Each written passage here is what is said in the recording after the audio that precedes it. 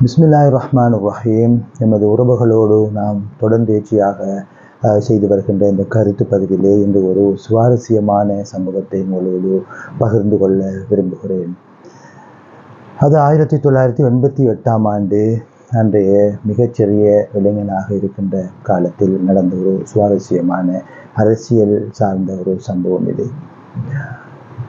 அப்போது 1987ஆம் ஆண்டு இலங்கை இந்திய ஒப்பந்தம், அதாவது இந்திய பாரத பிரதமர் ராஜீவ் காந்தி அவர்களுக்கும் இலங்கையின் அதிபர் ஜி.ஆர். ஜெயவர்தன் அவர்களுக்கும் இடையிலேயே செய்து கொள்ளப்பட்ட இலங்கை இந்திய சமாதான உடன்படிக்கையின் விதிகளுக்கமைய மாகாண சபை தேர்தல் நடத்துவதற்கான ஏற்பாடுகள் செய்யப்பட்டு மாகாண சபை தேர்தல்களுக்கான அறிவிப்புகள் விடுக்கப்பட்டிருந்த சமயம். அன்றைய காலகட்டங்களில் தமிழீழ விடுதலை புலிகள் தேர்தலில் போட்டியிடுகின்றவர்களுக்கு மரண அச்சுறுத்தல் விடுக்கப்பட்டிருந்த ஒரு காலப்பகுதி. அந்த காலப்பகுதியிலே யாரும் தேர்தலில் போட்டியிடுவதற்கு முன்வர முடியாத ஒரு சூழ்நிலை. காத்தான்குடியிலும் அப்படித்தான். ஏற்கனவே காத்தான்குடி பிரதேசத்திலே தேர்தலிலே போட்டியிடுவார் என்று நம்பப்பட்டிருந்த சகோதரர் ஏ.கே. அபூபக்கர் அவர்கள் அப்போது துப்பாக்கிதாரிகளினால் படுகொலை செய்யப்பட்டு ஒரு அச்சமான சூழ்நிலை இருந்த காலகட்டம். அப்போது தேர்தலிலே ஸ்ரீலங்கா முஸ்லீம் காங்கிரஸ் எப்போடியாவது போட்டியிட்டே ஆக வேண்டும், ஏனென்றால் தான் கட்சியாக பதிவு செய்யப்பட்டு சந்திக்க போகின்ற முதலாவது தேர்தல் இது. அதிலும் வடகிழக்கு மாகாண சபை தேர்தல் என்பது முஸ்லீம் காங்கிரஸுக்கு மிகவும் ஸ்திரத்தன்மை மிக்க ஒரு தேர்தலாக இருந்தது. ஏனென்றால் கிழக்கு மாகாணத்தை மையப்படுத்திய கட்சியினுடைய எதிர்கால செல்வாக்கை பரீட்சித்து பார்ப்பதற்கான ஒரு மிகப்பெரிய களமாக அந்த தேர்தல் அமைந்திருந்தது. ஆனால் அந்த தேர்தலிலே வேட்பாளர்கள் போட்டியிட முடியாத ஒரு சூழல், விடுதலை புலிகளுடைய அச்சுறுத்தல், மரண அச்சுறுத்தல் அவ்வாறு இருந்தது. இருந்த போதிலும் ஸ்ரீலங்கா முஸ்லீம் காங்கிரஸ் அந்த தேர்தலிலே போட்டியிட வேண்டும் என்கின்ற ஒரு முனைப்போடு அதற்குரிய ஆயத்தங்களை செய்து அதற்குரிய நியமன பத்திரங்களையும் தாக்கல் செய்திருந்த அந்த காலகட்டத்தில் வெளியிலே பரப்புரைகளை செய்ய முடியாத ஒரு சூழல் இருந்தது. மிகவும் பயங்கரமான ஒரு காலகட்டம் அது. அவ்வாறான காலகட்டத்தில் காத்தான்குடி பிரதேசத்திலே கட்சியை எவ்வாறு பிரச்சார நடவடிக்கைகள் முன்னெடுத்து செல்வது என்கின்ற மிகப்பெரிய ஒரு எதிர்பார்ப்பு இருந்தது. மிகப்பெரிய ஒரு பின்னடைவான சூழ்நிலையே தான் அன்றைய காலகட்டத்தின் தேர்தல் நடவடிக்கைகள் சென்று கொண்டிருந்தன. அப்போது சகோதரர் எம்எல்ஏ ஹிஸ்புல்லா, இப்போதைய மாகாண சபை இப்போதைய பாராளுமன்ற உறுப்பினர் ஹிஸ்புல்லா அவர்களுடைய தலைமையிலே ஒரு அணி இங்கே காத்தான்குடி மண்ணிலே தேர்தலில் போட்டியிடுவதற்காக நியமிக்கப்பட்டிருந்த அந்த சூழ்நிலையில் ஸ்ரீலங்கா முஸ்லீம் காங்கிரஸ் ஏன் தேர்தலிலே போட்டியிடுகிறது என்கின்ற விடயத்தை கூட வெளியிலே சொல்லுவதற்கு முடியாத ஒரு காலகட்டம் அது.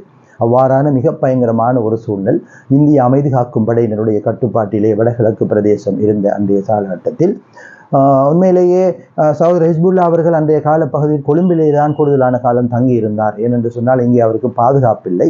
அடிக்கடி கட்சியினுடைய நடவடிக்கைகளுக்காக சில வேளைகளில் இந்திய இராணுவத்தினுடைய பாதுகாப்போடு விமானப்படை உதவியோடு வந்து இங்கே நின்று சில கூட்டங்களை நடத்திவிட்டு அடிக்கடி சென்று விடுவார்.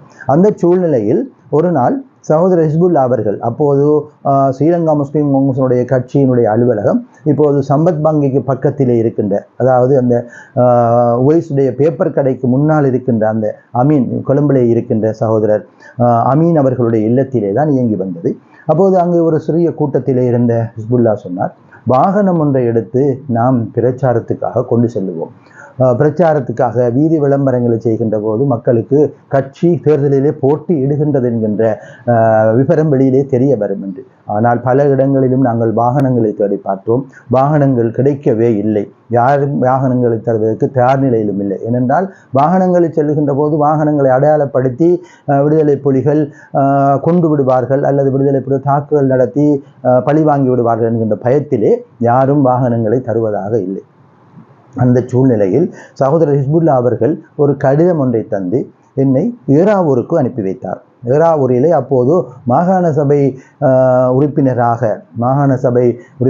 அவரும் போட்டியிட களத்திலே இருந்த ரூபி மொஹிதீன், சகோதரர் ரூபி மொஹிதீன் அவர்கள், மர்ஹூம் ரூபி மொஹிதீன் அவர்களிடம் இந்த கடிதத்தை கொடுத்து அவர் ஒரு வாகனம் தருவார், வாங்கி கொண்டு வாருங்கள் என்று சகோதரர் ஹிஸ்புல்லா அவர்கள் என்னை ஏறாவூருக்கு அனுப்பி வைத்தார். என்னோடு கூட சகோதரர் அப்போதே பிரதேச சபை உறுப்பினராக இருந்த, பின்னர் அவர் பிரதேச சபை உறுப்பினராக இருந்தார் சகோதரர் அமீன், காத்தான்குடி இலங்கை போக்குவரத்து சபை டிப்போவிலே கடமையாவிட்டு விட்டு இப்போது ஓய்வு பெற்றிருக்கின்ற சகோதரர் அமீனும் நானும் ஏறாவூருக்கு செல்கிறோம்.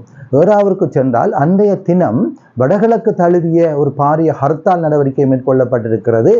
வாகனங்கள் பெரிதாக இல்லை, கடைகள் எல்லாம் மூடப்பட்டிருக்கின்றன. எவ்வாறோ கஷ்டப்பட்டு தேடி அலைந்து சகோதரர் ரூபி மொஹிதீன் அவர்களை சந்தித்து விட்டோம். ரூபி மொஹிதீன் அவர்களிடம் ஹிஸ்புல்லா தந்த அந்த கடிதத்தை கொடுக்கின்ற போது உடனடி அவர் அப்போது நான் நினைக்கிறேன் ஒரு பழக்கடையிலே போடப்படுகின்ற ஒரு தட்டு அந்த மேசைக்கு மேலே ஏறி உட்கார்ந்து கொண்டிருந்தார். உடனே நாங்கள் எங்களை அறிமுகப்படுத்தி விட்டு அவரிடம் கடிதத்தை கொடுத்த போது இந்த கடிதத்தை சகோதரர் ஹிஸ்புல்லா அவர்கள் உங்களிடம் கொடுக்க சொன்னார். உடனே கடிதத்தை வாங்கி பார்த்து விட்டு கடிதத்தை கீழே தூக்கி வீசிவிட்டு, காத்தான்குடியிலே கடியன் பூச்சி போல் வாகனம் ஓடித்திருக்கிறது, நீங்கள் என்னிடம் வாகனம் கேட்டு வருகிறீர்கள், இங்கே வாகனம் என்னிடம் இங்கே இருக்கிறது, நானே செய்வதறியா திகைத்து கொண்டிருக்கின்றேன் என்ற சோதனையிலே அவர் கொஞ்சம் கடுமையாக பேசிவிட்டார். பரவாயில்லை, அப்போது நாங்கள் விடை பெற்றுவிட்டு வீதிக்கு வந்தால் காத்தான்குடிக்கு வருவதற்கு வாகனம் இல்லை. அப்போது ஹர்த்தாலுடைய சூழல் நிலவி கொண்டிருந்ததால் மிகவும் அச்சமான ஒரு சூழ்நிலை நிலவி கொண்டிருந்தது. அந்த வழியாக இப்போது நான் நினைக்கின்றேன் சகோதரர் அமீர் ஹம்சா அவர்கள் அவருடைய அந்த கல் மண் ஏற்றுகின்ற அந்த கனரக வாகனத்தை எடுத்துக்கொண்டு வந்தார்.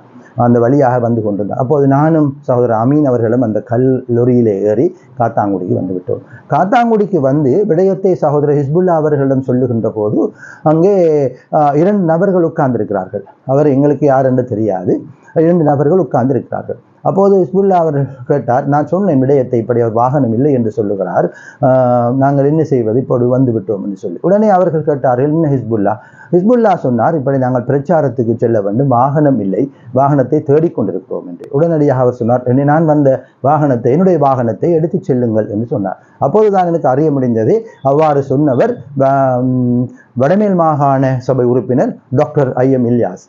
பின்னர் அவர் ஜனாதிபதி தேர்தலிலும் போட்டியிட்ட ஒருவர், அவர் மரணமாகிவிட்டார். மர்ஹூம் டாக்டர் இல்யாஸ் அவர்கள் தான் அந்த வாகனத்திலே வந்திருக்கிறார். அவர் அவருடைய வாகனத்தை எடுத்து செல்ல உத்தரவிட, எடுத்துக்கொண்டு செல்லுங்கள் என்று. இவரையும் அழைத்து செல்லுங்கள் என்றார். கூட இருந்த ஒரு என்னை போன்ற ஒரு சாதாரண ஒரு சிறிய இளைஞனாக இருந்தார். யார் என்று பார்த்தால் அவர் புத்தளம் ஃபாயிஸ், அண்மையிலே புத்தளம் நகரபிதாவாக இருந்து பின்னர் ராஜாங்க அமைச்சராகவும் இருந்து அண்மையில் மரணத்தை தழுவிய ஃபாயிஸ் அவர்கள்.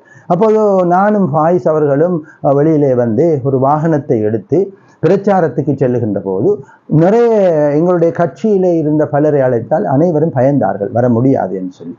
அநேகமாக அன்றைய சூழல் அப்படித்தான் இருந்தது. நாங்கள் பிரச்சாரத்துக்கு செல்ல வேண்டும், ஆனால் தாக்குதல் நடத்தப்பட்டால் அல்லது வேறு விதமான நடவடிக்கைகள் மூலம் பழிவாங்கப்பட்டால் எதுவுமே செய்ய முடியாது. இருந்தாலும் எங்களுடைய அச்ச நிலைமையெல்லாம் ஒரு வகை வைத்துவிட்டு அல்லாஹ் பெரியவன் என்கின்ற தோரணையில் அந்த வண்டிக்குள் ஏறி, அந்த வாகனத்திலே ஏறி வளைத்து முஸ்லீம் காங்கிரஸுடைய அதே வாகனத்துக்குள் இருந்த முஸ்லீம் காங்கிரஸுக்காக கட்டப்பட்ட பல்வேறு பேனர்களுடைய சீலைகள் இருந்தன. அவற்றை எல்லாம் வளைத்து கட்டிவிட்டு தெரியாதவாறு நானே படுத்துக்கொண்டுதான் முதலாவதாக ஸ்ரீலங்கா முஸ்லீம் காங்கிரஸ் என்கின்ற அந்த வார்த்தை பிரயோகத்தை ஒரு தேர்தல் ஒன்றுக்காக அங்கே பயன்படுத்தக்கூடியதாக இருந்தது. அதுதான் நான் நினைக்கின்றேன் தேர்தல் ஒன்றுக்காக காத்தான்குடி மண்ணிலே பிரச்சாரத்துக்காக ஆரம்பிக்கப்பட்ட முதலாவது பிரச்சார பணி. அங்கிருந்து வாகனத்தை எடுத்துக்கொண்டு நானும் என்னோடு சில வேளை நான் நினைக்கின்றேன், எனக்கு ஞாபகம் இல்லை சரியாக அந்த நீண்ட காலம், நான் நினைக்கின்றேன் இப்போது கிட்டத்தட்ட 40 ஆண்டுகள் கிட்ட பழைய சம்பவம் இது. என்னோடு நண்பர் ஜவுஃபர் அவர்களும், இப்போது அல்ட்ரா அலுமினியத்திலே பணிப்பாளராக இருக்கின்ற சகோதரர் ஜவுஃபர் அவர்களும் என்னோடு வந்ததாக எனக்கு ஞாபகம். நானும் சகோதரர் ஃபாயிஸ் அவர்களும் வாகனத்தை எடுத்துக்கொண்டு முதலாவதாக சென்றது காத்தான்குடி முதலாங்குறிச்சி பொதுச்சந்தைக்குள் தான். காத்தான்குடி முதலாங்குறிச்சி பொதுச்சந்தைக்குள் இருந்து எங்களுடைய பிரச்சார பணியை ஆரம்பிக்கிறோம். அன்றுதான் சகோதரர் ஃபாயிஸ் அவர்களும் முதலாவதாக முஸ்லீம் காங்கிரஸுக்காக மைக் ஒலி வாங்கி பிடிக்கிறார். நானும் அப்படித்தான். ஆக காத்தான்குடி மண்ணிலே முஸ்லீம் காங்கிரஸுக்காக 2 பேரும் ஒலி வாங்கி தூக்கிய முதல் நாளாகவும் அது பதியப்பட்டது. அன்று நாங்கள் விடயத்தை பிரச்சாரம் செய்கிறோம். நீண்ட நேரமாக அங்கிருந்து பிரச்சாரத்தில் ஈடுபட்டு விட்டு ஊர் முழுக்க பிரச்சாரம் செய்துவிட்டு அன்றிரவு நான் வீட்டுக்கு வாகனத்தை கொண்டு டாக்டர் இல்யாஸ் அவரிடம் ஒப்படைத்து விட்டு நான் வீட்டுக்கு செல்கிறேன். அங்கே இந்திய படையினர் சுற்றி வளைத்திருக்கிறார்கள் எங்களை கைது செய்வதற்காக. நாங்கள் இந்திய படைகளையும் கொஞ்சம் தாக்கி அந்த பிரச்சாரம் செய்து விட்டோம் அதனால். ஆனால் நான் என்னுடைய பெயரை மாறி என்னை அவர்களால் கைது செய்ய முடியாமல் போய்விட்டது. நான் என்னுடைய அடையாளத்தை அவர்களை நிர்ணயிக்க முடியவில்லை. ஆகவே நான் அந்த இடத்திலே இருந்து அவரிடமிருந்து நழுவி சென்று விட்டேன். ஆக இதுதான் இந்த ஸ்ரீலங்கா முஸ்லீம் காங்கிரஸ் இந்த மண்ணிலே முதலாவதாக பிரச்சார பணியை ஆரம்பித்த ஒரு வரலாறாக பார்க்கிறேன். இன்று எனக்கு அந்த ஞாபகம் வந்தபோது இவற்றை நமது உறவுகளோடு நமது இனிய நேயர்களோடு பகிர்ந்து கொள்கின்ற போது ஒரு சுவாரஸ்யமாக இருக்கும், அல்லது இன்றைய காலகட்ட இளைஞர்களுக்கு இது புதிய தகவலாக இருக்கும் என்பதற்காக இந்த பதிவை நான் இந்த வேளையிலே பதிவு விட்டிருக்கிறேன் என்கின்ற செய்தியை சொல்லி மீண்டும் ஒரு காணொளியில் உங்கள் அனைவரையும் சந்திக்கும் வரை உங்களிடமிருந்து விடைபெறும் நான் உங்கள் அன்பு TL ஜௌஃபர் கான். அஸ்ஸலாமு அலைக்கும் வரஹ்மத்துல்லாஹி வபரகாத்துஹு.